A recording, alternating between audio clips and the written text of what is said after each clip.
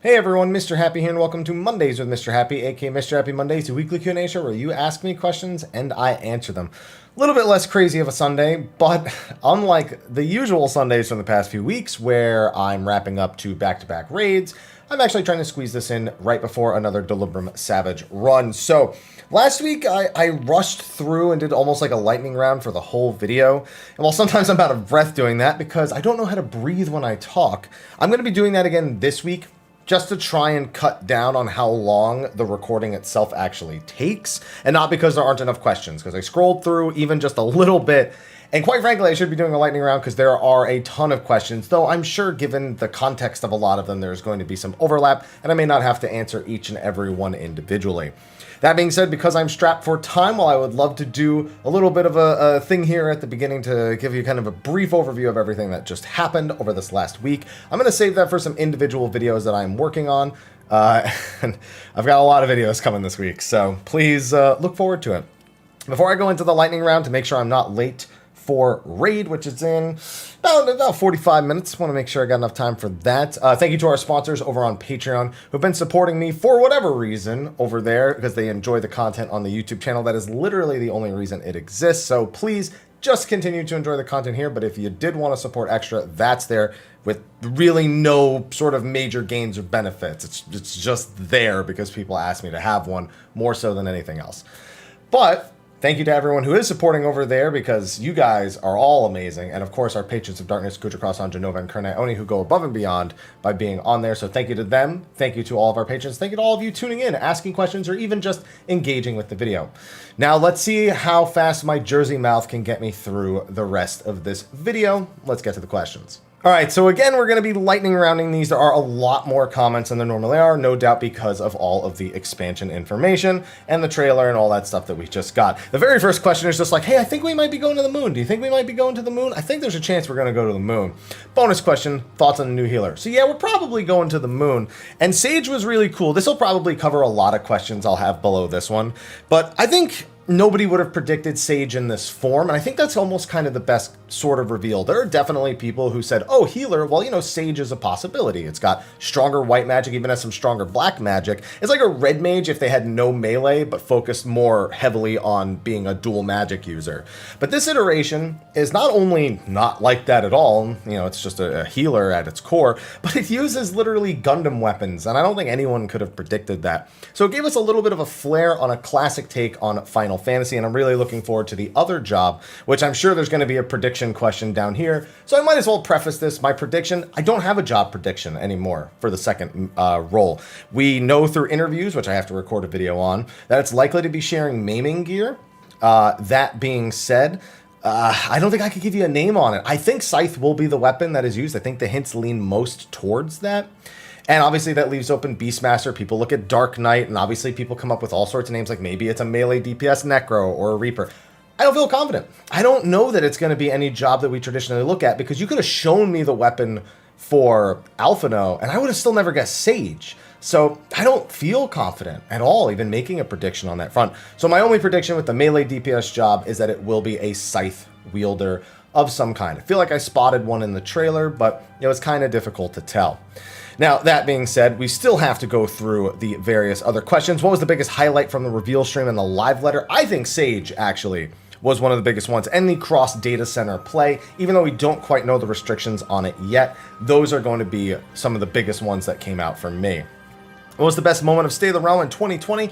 Well, I'd say the moon, but that was 2021. So when you ask me this question next year, I'll say the moon. Man, there's so many good moments on State of the Realm.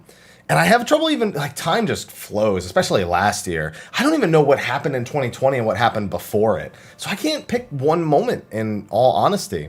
Will we ever have Fold? No. That I can answer you right now.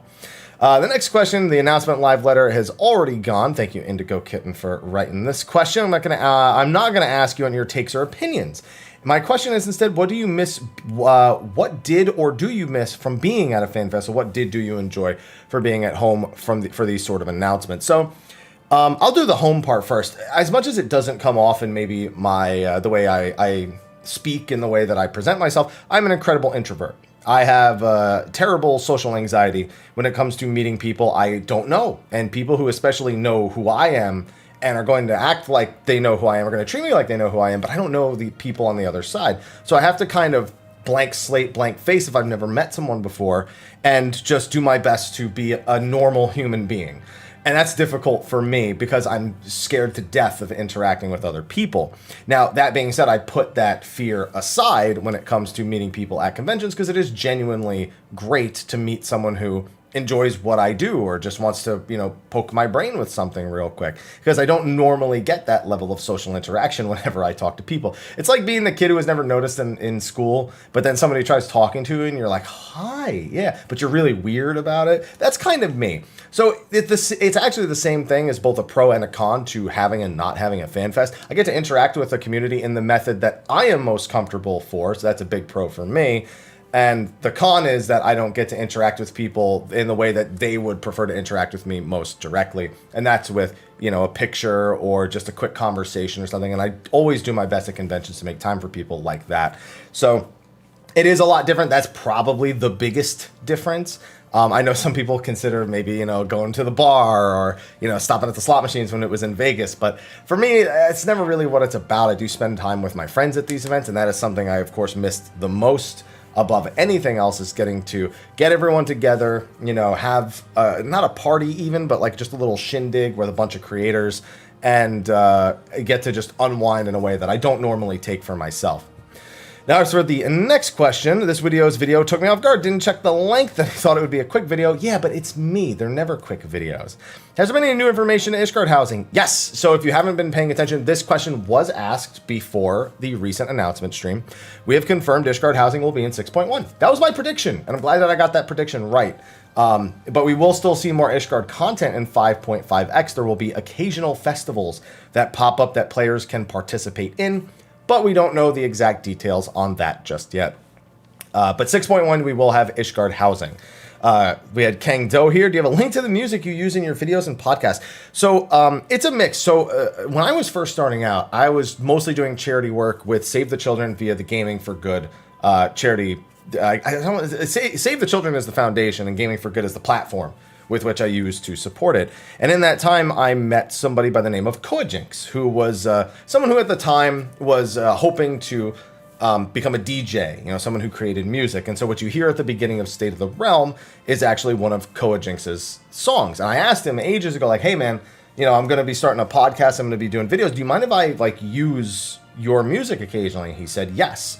So I've been using the few songs that he's made. I've respected that. That's kind of like an origin point for me.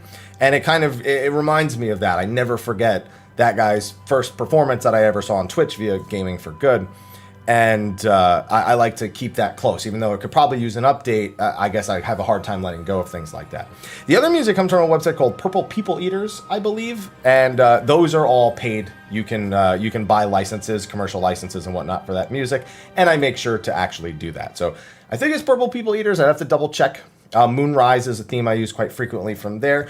And any other theme that you might hear in videos, guides, a lot of them are just the game music that's playing in the background. So some of that's just super easy to access as well. Next question was, tuning in to State of the Realm, I heard how many times you met Sly, but I don't remember how you met Ethis or Mary. Online. We were content creators, and I reached out to them to make more content, to be on State of the Realm or to stream together or whatever, And that's it. And then we met at conventions and we hung out and we were all friends. It's nothing too fancy. It's just, it was a matter of circumstance that we managed to meet each other. And, it's been a friendship ever since. And that's something that I'm always grateful for. Quick question. Is there a resource for where our abilities taken inspired from? I don't think there's a direct resource, but people who are just very privy to Final Fantasy as a franchise will often make posts on Reddit or Discords or things, pointing these kind of things out, myself included. But I don't think there's a central, information. The closest thing you'll get is like the general Final Fantasy wiki. Other than that, I couldn't really think of anything personally, so hopefully that's a good enough answer. We have a hello, how are you? Thank you for saying hello. People have been asking questions so far, by the way. I'm doing Savage for the first time, joined a static, wonder how your static distributes loot. So this depends really on what the goal of the static is. If just clearing the raid tier casually and people are, you don't really care how fast you do it, then whatever. If it's BIS, people roll on it. When it comes to progression rating, meaning every week you want your loot to help propel you and to be min-maxed in terms of who it's distributed to, DPS always go first. Killing a boss faster and beating it in rage is always more necessary than more healing or more tankability, I suppose. So DPS tend to get funneled a lot of the loot. Primarily BIS is the top priority, but sometimes it can go past that as well, just for the item level, the health, things like that. Now, after that, it's normally your best DPS who will get top priority. If your Samurai, for example, is the highest DPS, then giving them the gear makes the most sense, because it'll continue to, percentage-wise, propel them to a higher amount, which is more likely to lead to success. That doesn't mean that when you run in a group like the groups I tend to run in, that tanks and healers tend to get shafted until the second or third week, maybe even the fourth week, depending on how bad the loot has been. But with the changes they made to the loot system and Shadowbringers, it really doesn't take long before the tanks and the healers start getting something. Of course, if like a paladin weapon drops from the final boss, they're of course going to get priority on that still. But you're always hoping it's a DPS weapon, and the coffers generally go to DPS as well. What else do we have here? A few other comments. Let's see. Hey there, Happy-san. Hello, hello. My question is lore-based. I'll try to keep it as spoiler-free as possible. Let me scout this out. Seed of Sacrifice, the boss refers to us as Spawn of Shadow. I think that's not really spoilery all that much. Do you think this is attributed to their degrading memory, or is it overlooked? No, it's because we take on the mantle of Warrior of Darkness. So he calls us a Spawn of Shadow. It's just an allusion to the script being flipped in that specific scenario. So I think that's all it is, especially given that even if we weren't an actual spawn of Shadow necessarily, in terms of opposition to his grandiose plan, we would seem as such. So it's definitely not an oversight. It definitely just feels like him playing to the fact that we are the Warrior of Darkness after all. Now, the next one, thanks for answering my question. It really helped me out. Got a bit of an off-topic question. Do you trim your beard to keep it at that level, or are you going to become one with the Dawi? I trim it when I can't sleep anymore. I sleep on my side, primarily, so eventually it's just a pain. So I determined it on that. Also, if I'm going to shave my head, which I actually need to do kind of soon because it's getting a little bit too long for my taste, then I'll usually trim my beard at the same time. My beard actually needs trimming. You can see it right here especially. It's kind of a mess, caveman-style mess. So that's all that there is to that. Hey, Apps, first time asking a question because your recent video about 6.0 job speculation made me want to ask with a spoilerific question. Now, this probably doesn't have much influence, but actually I've kind of answered this. It's not really too much of a spoiler either. In that video, I predicted both Alphino and Alice would pick up new jobs, and then they asked if Xenos was what job Xenos might pick up. I think that we have our answer. I think I've answered that well enough in the previous question in regards to Sage. This question was also asked before the announcement stream and the letter from the producer live. So I don't think I have anything to add to that, really. Hashtag Mrhappy Monday Shiloh, Comrade Happy. Hello. Really love the new raid. It was really fun, but the relic grind seems kind of excessive. I'm going to tell you guys this. This relic grind is still nothing compared to a Realm Reborn and the Anima weapon. Even the Eureka weapon, this is still nothing compared to those, relatively speaking, especially if you're taking the route of doing it outside of Bosnia. Within Bosnia, it feels a lot like the old steps, but outside, this one is a joke still. This is the longest of the steps, the most recent one. It is still an absolute joke when it comes to what they are asking you to do. So it's definitely not excessive. It's closer to what was in previous expansions, mostly in a Realm Reborn and Heavensward, because the Eureka weapon, the first one took a little bit of time, but after that it was usually pretty quick to repeat it. Now, as for the next question, hope all is well. You haven't lost too much metal today. I was at 0 metal and I'm back up to 70,000 right now. What's your favorite kind of new spells, and why is it Nightbloom? I haven't done any Blue Mage stuff yet, because I've been doing Deliberate Savage all week, so I don't have anything to add to this, so I can't answer it, unfortunately. I only know of like one Basic Instinct, I think it's called, and that's like the super damage heal movement speed one, but I haven't done any yet, so I can't answer that at all. And I have the next one. Hey, Haps, longtime viewer, but don't actively play the game myself right now. So the question is it a good idea to get into the game now, or would it be better to wait for 6.x? It's always better to play before new content comes out, not after. Because when new content comes out and you start playing after the fact, then you have to do the stuff that you missed to get to the stuff that you want to do, the stuff that you're watching everyone else do. Whereas if you play beforehand, you'll be right there alongside them. So I always think it's better to play in advance, get your characters up, get your jobs up, whatever you're interested in, and then when the new content is out, you're already set to go. Let's see. Hashtag Mr. Happy Mondays. Hello to you, Mr. Happy. I know we're all looking forward to the broadcast on Friday, but it's still Monday. Hey, it's Monday again. Ask about the City Opera Omni. Started playing again for the 3rd anniversary. We did have some sponsored stuff with them, so that is something I hope you guys were enjoying and looking forward to. Wondering if there's any character I should really look at going after. From when I played at the start, it's pretty good that Cloud sets are Terranuna at level 50. Are there any characters I should look into getting and gearing up? Generally, you want to know the value of the current burst. Rams's LD and Burst are both incredibly solid, and Balthier's LD is it's this very special type of weapon, but when you can actually apply it, the aura buff to everybody is incredibly powerful. There's so many characters, then there's so many weapons that are actually good and great to go after. I generally just say whatever's current, whatever's free to pull on is the stuff you should be looking at, and then I would defer either to my own Reddit Discord, my own Discord server, or the Reddit Discord, which is what I meant to say in the first place, where all that information is usually discussed to death. I don't keep up with it too much. I just play the game as I'm available to do, and sometimes that's a lot, and sometimes it's not. So whenever I come back, I just say, what's there? That looks cool. All right, let me grab it. Or at least let me hope that I get it in the however many tickets I'm going to be spending on it. The next one, hey there, Haps. Hope you're doing well. First time asker, long time watcher. Welcome.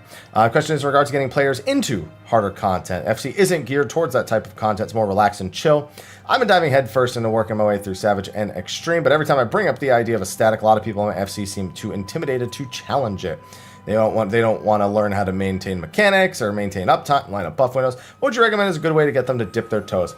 I'd say don't let them think about that. Just let them do the fight and play like crap.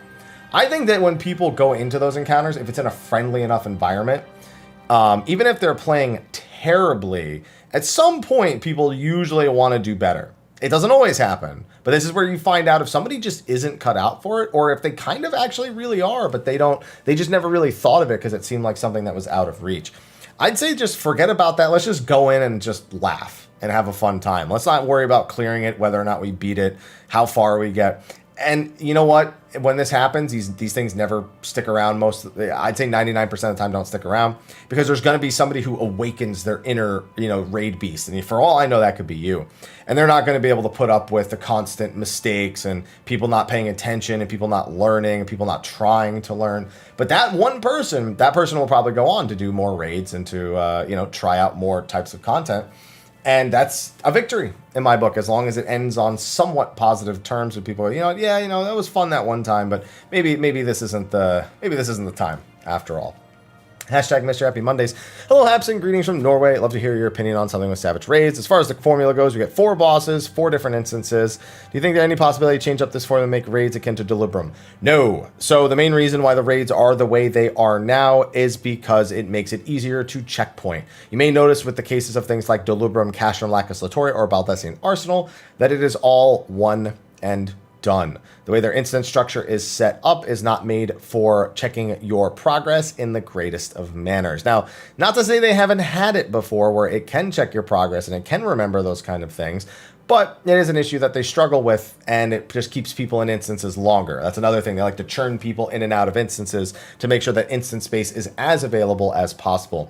With Delubrum, they can do it because there are so many people in it that they only have to worry about a single instance being taken up by a certain amount of data. Not to mention the infrequency in which people actually use this or do this type of content. So no, I don't think they ever will change it. I'm always down for them to change it, but only if the system properly supports it with checkpoints and remembering where people got and how they got there, and doing it in an actual instance format and not in something like, a cutscene, mini boss style thing where it's like, they cut it off with a cutscene, reset your limit gauge and save until you leave that instance.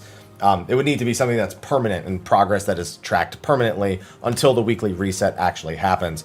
However, the idea you mentioned here of having objectives like traps, optional mini bosses, again, I'm never against these things, but the development team hasn't shown a propensity to do that with every style of content. It's clear that they want a very set formula for the most core aspects, things that you can jump in and jump out of, so long as you have the the tenacity to actually approach any form of content that you actually enjoy.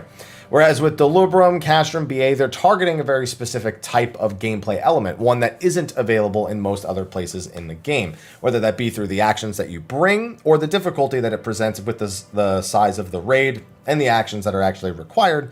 They want to make sure those feel very different than the rest of the game, and that would be kind of lost if everything was like that style of content. So I'm on board for things like that. I enjoy Delibrum, Castrum, BA, but I don't think it'll ever be in the dev team's best interest for the overall game if they make that adjustment. Or at the very least, they won't see it as the best thing that they can do for their game if they go and make that style of adjustment. The next one is Happy Valentine's. Well, it's not Valentine's Day yet. It'll be that next week, but yeah, sure, why not? Which turn in the Bahamut raids do you think is the most difficult? Excluding Second Coil Savage, unfortunately. I would have said Turn 8 Savage.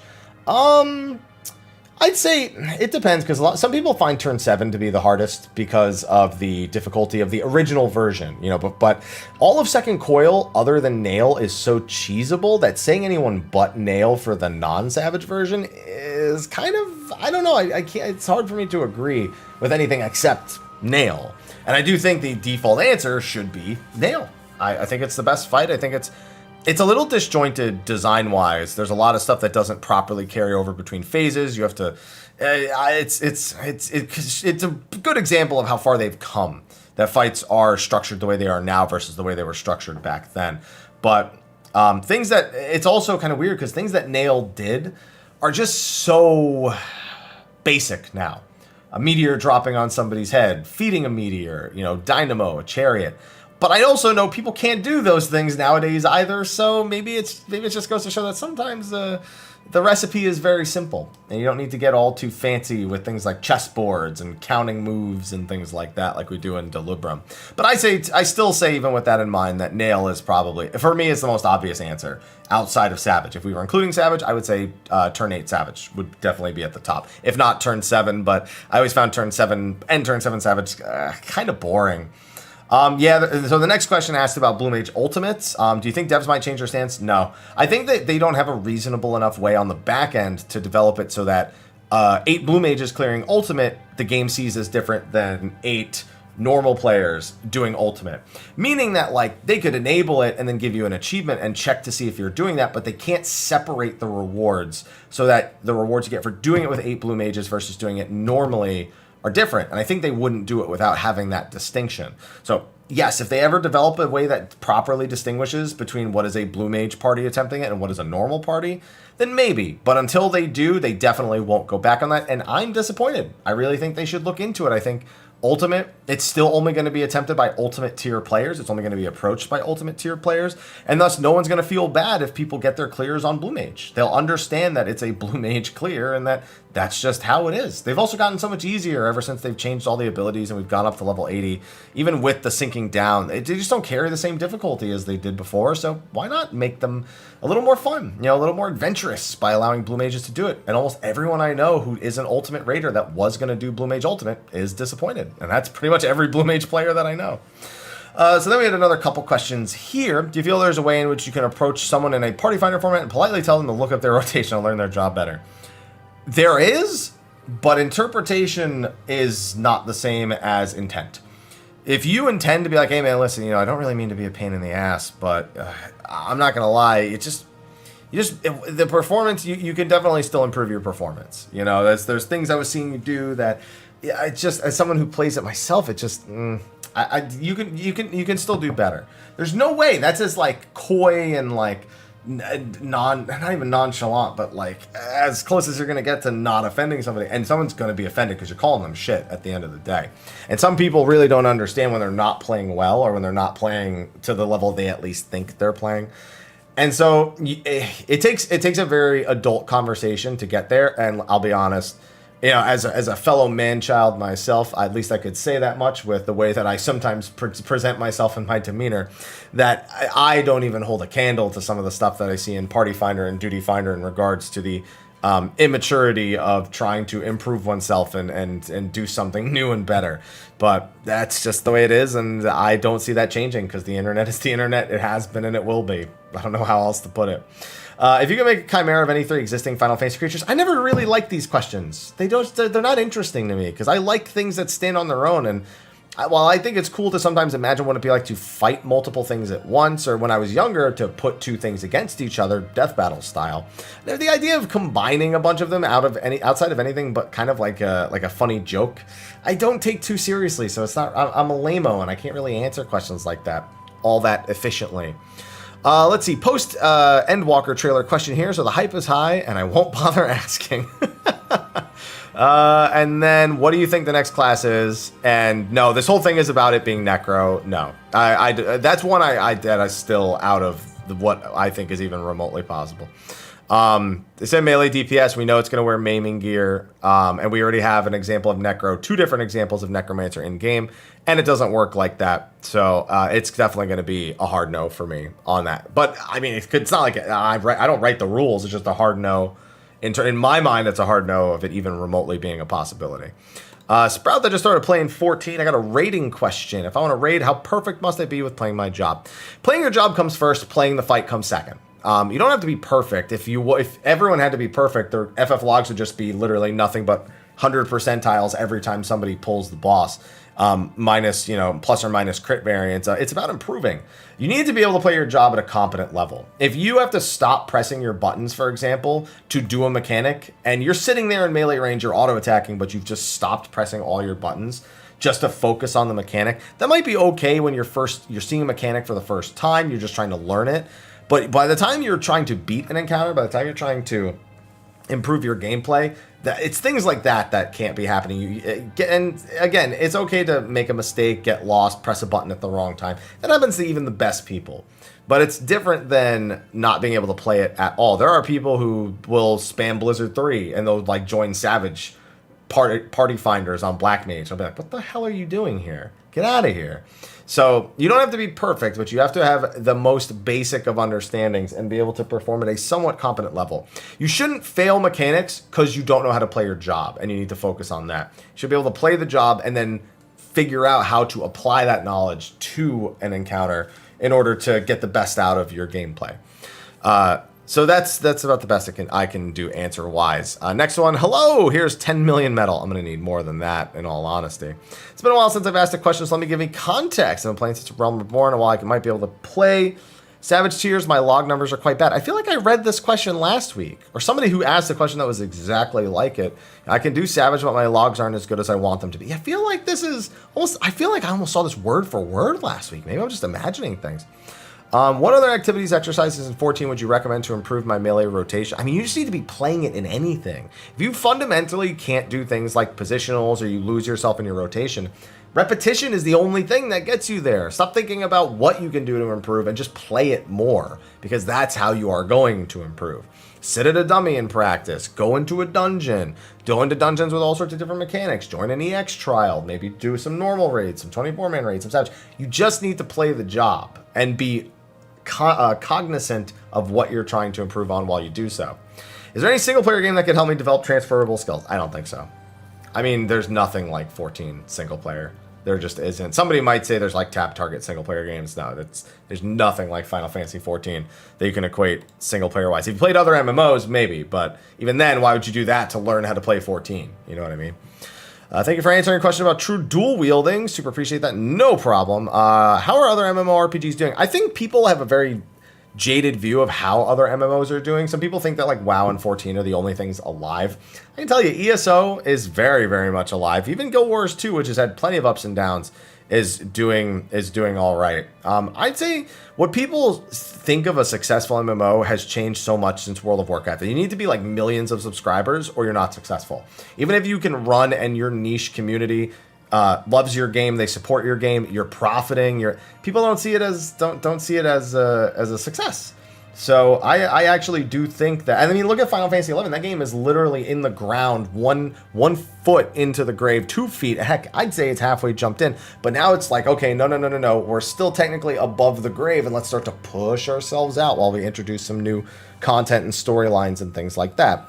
So I think other MMOs are doing better than most people give them credit for. Obviously, we've had some things like WildStar. There's always fear that New World is going to have some problems, and I'm looking at some other MMOs on the market and wondering, will they actually carve out a big enough niche to survive? Ashes of Creation, Pantheon, some of the things I like about them, some things I just don't trust, and I don't know how it'll translate to the current day and age, but only time will tell.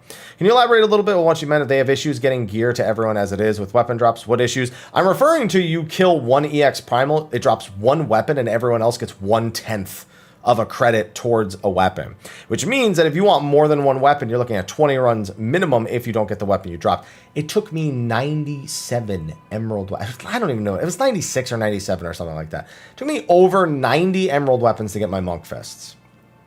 That's a problem. And that's a problem that's only going to get worse as they add more jobs. We're getting 2 more. They've already mentioned maybe changing the way that it works. Maybe they'll go to a coffer system. I don't know.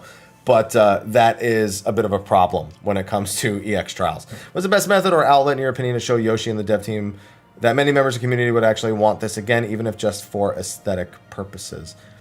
What, the dual wielding thing? He's well aware of it. He gets dual wielding is like in an interview like once a year with him. But that's not a matter of how. It's not always a matter of what people want. It has to also be something that is reasonably feasible for them, and maybe it will be one day. But it's just not something that's of the highest priority for them, given how few jobs it would actually apply to. So I'd say, forum posts and Reddit are 2 things that I'm sure get back to them eventually. But they're so frequent that it probably would just get lost in a mess of other people saying the same thing. I don't know how many questions I've asked now. Forgetter's bonus of Mrhappy expansion. TLDR, would you say there's a downside to playing an MMO all the time over playing other games? Nope. That's how I afforded gaming as a kid. I didn't have a lot of money, so I paid 1 monthly sub for 1 game and bought way fewer games throughout the year. I was a money saver as far as I'm concerned. It is a big regret, though. I missed a lot of great games growing up that I've had to revisit in my older years, or I've just decided I'm never going to play. So I'd say there are pros and cons to that one. But what I've avoided doing in my older age is just some people just, like you said, your friend buys a ton of games like every other week. I just backlog. No one ever finishes them all. It's just backlog, just sitting there, and it depresses me. So I don't want to do that. I really like having an MMO that I can kind of sit on and enjoy, and then maybe buy a game occasionally that I'm really looking forward to. So, no, I don't think there's a downside at all, unless you feel like you're missing out on games because you're playing an MMO. My question will be about Ultimate. Hello, Dragon W. In your opinion, what would be the best order to do Ultimates? Oh, I get this question all the time. You don't even need to give me context. You got context about how often you raid, when it started, what tiers we've cleared, what fights we've cleared. I think for Ultimates, no matter what, the answer is Uwu T Unending Coil. So that's Ultimate Weapon, Alexander, and then Bahamut. I think that's the best order no matter what the context is. I think U is the easiest one to start with. I think T has some parts that are harder than Ukab, but a lot of parts that are easier, and I feel like that balances out. And Ukab is super long. It's a massive endurance test, several minutes longer than the other ones, and I think that needs to be saved for last once your mindset is already in it. Let's see. Hello. Got a question about skill speed and spell speed. You said hi like 6 times, and I appreciate that. You've always been an advocate for jobs going Bunchen perfect bounce route for some abilities instead of just a 10-second window. But the main reason most jobs don't take this route immediately is because it was render skill speed obsolete. Or obsolete almost. There we go. I had a hard time. Or obsolete. I like that misspelling. I think that regardless of that, so one of the bigger things that skill speed and spell speed actually affects, it actually has very little to do with those 10-second windows. That's part of it, but the other part of it is to make sure your rotations line up with your own personal buffs. Now, if that button is your only personal buff, then yeah, it suddenly makes it not so big a deal because you don't need to worry about how fast you get it out, and you can focus on determination, crit, direct hit, like most other jobs do anyway. But a lot of jobs, if they have too little skill speed, too much skill speed, it actually throws off their entire burst window so that they're not on the correct GCD when they get back to it, and it's harder to set up. So it doesn't render completely obsolete, but I mean, we have a problem with stats not being all the way what they need to be anyway. So I think that this kind of just points out a bigger problem, that skill speed and spell speed are just fundamentally not good unless we force them to be good. And I think that's a problem that needs more looking at, as opposed to this change making it less useful. I just think it's potentially the wrong approach. Would you know the reason behind keeping gear with the unique tag? Glamour. That's pretty much it. Now, I understand you're referring to melds in particular. Summoner and Black Mage have been dealing with this for ages. Red Mage as well. Tanks, obviously with Warrior, this expansion, you list that as your own reason. I think we need a better system for it. I think we need melds that can differ per job that are wearing them, and I don't know how difficult that would be on the back end. I'm sure it'd be very difficult, but maybe they'll lift it at some point to allow jobs with multiple melds. I think it'd be better to have a system that just lets you meld per job instead of per piece, but it's asking a lot. So I'd assume they keep the unique tag so people can't grief and just constantly roll on pieces, but we're rolling on coffers now, so maybe that doesn't matter as much. I don't know. Yeah, I mean, imagine if body pieces were not unique and then somebody just kept taking all the body coffers every week and just getting more and more of the same body. Not really as much a problem as I don't think it would be that big of a problem, but still. Skill and spell speed tiers have been the closest thing this game has to build. It occurs to be more achievable from a technical side to rework it into the haste stat. I think it's likely. It doesn't make any sense that they're separate. Paladin and Dark Knight have spells and weapon skills, and they have different speeds because of it. It's just kind of annoying. So I think it would be possible. I don't think it will be as hilarious as some of the Bazia gear can be with haste. And I don't think people would even want to be that fast because, again, it throws off people's entire rotations. But they also seem to want to keep meme speed kind of stuff, mostly to places like Bazia or Eureka, where you can get all these crazy stats and do all these things that completely break the game. So if you want to do them, to do those kind of things in there. But I do think combining them makes a lot of sense. I think it just doesn't make sense to have them separate at the very least, even if not for combining them. So that's where I'm at on this one.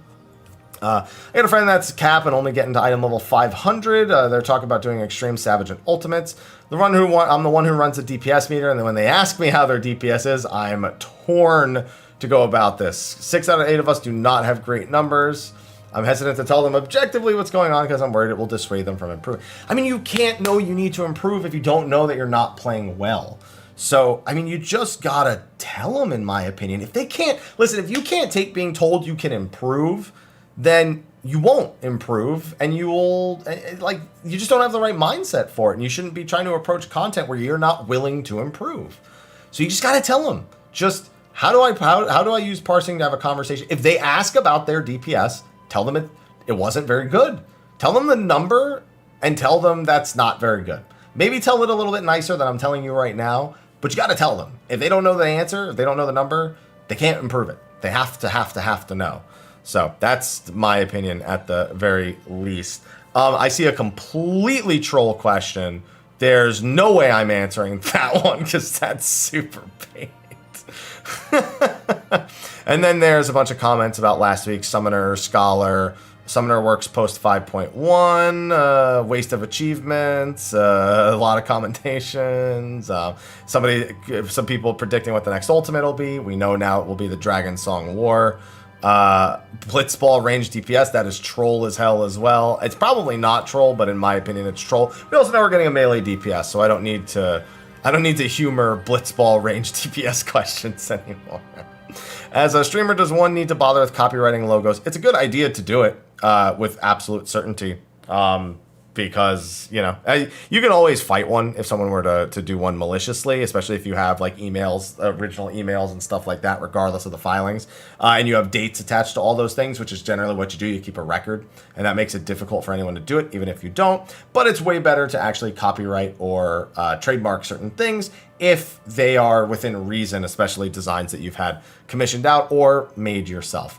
Isn't being zero gravity going to be a lot like being on the water? We're probably just going to surround ourselves with wind ether like we always do to fly. And I doubt being on the moon actually ends up changing much of anything with the way that the gravity or the game physics actually end up working. Some more stuff about Summoner. Get rid of any trace of the previous iterations of Summoner. Shadowbringer's amazing story-wise. Content I felt like I had more to do in Stormblood. Opting for quality over quantity is so forward-thinking. Comment, as a Black Mage main, I'm so afraid they're going to screw it up, bro. I feel you the same way.